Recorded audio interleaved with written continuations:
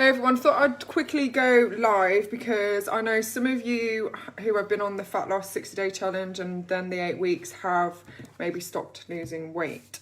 And I promised I would give you a couple of reasons as to why that would happen and help you get started again. Most of the time when we stop losing weight, it means we're not in a calorie deficit and one or two, maybe three or more things have changed. So you need to consider what your sleep patterns have been like and if anything changes in your normal day-to-day routine. That could be anything from going back to work, something's changed with the kids, maybe you've not been doing as much exercise or not pushing as much as you did at the start.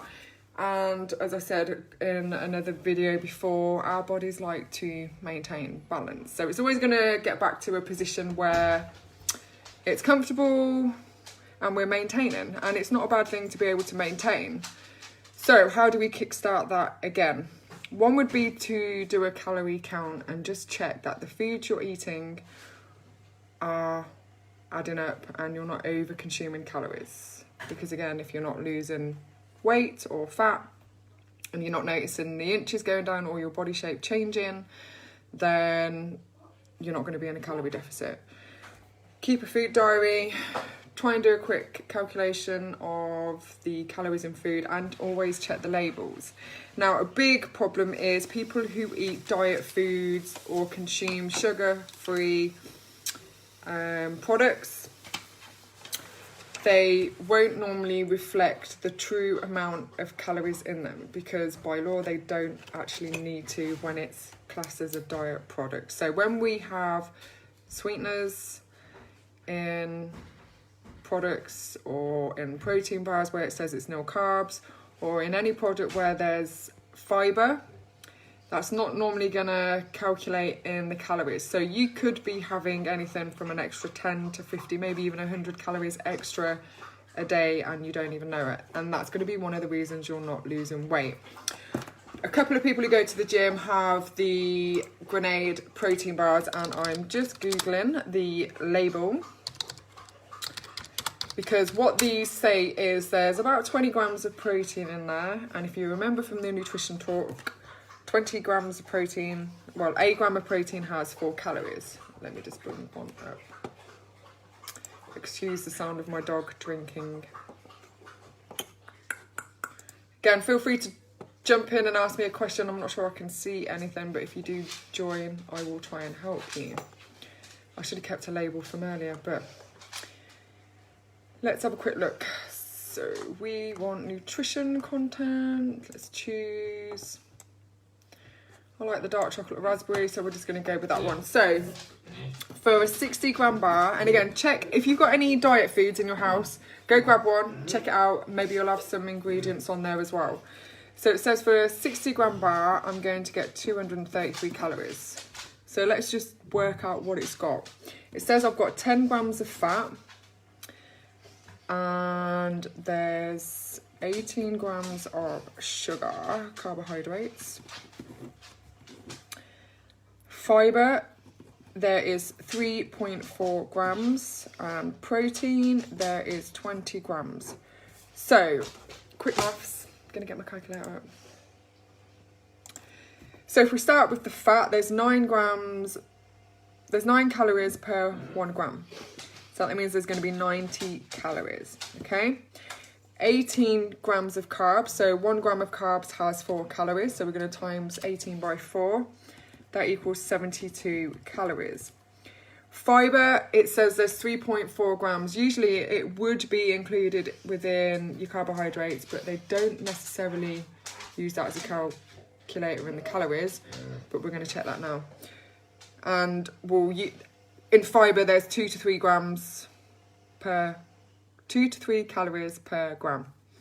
So it's 3.4. We'll go with the lower one times 2. That gives us 6.8 calories. And then protein has 4 calories per gram, so 20 times 4 equals 80. So let's add those together. So on the label, it will say there's 233 calories. And let's just see what the maths work out at. So it actually gives me 248.8 calories. And again, that will be because I haven't calculated the total amount of fibre calories within that.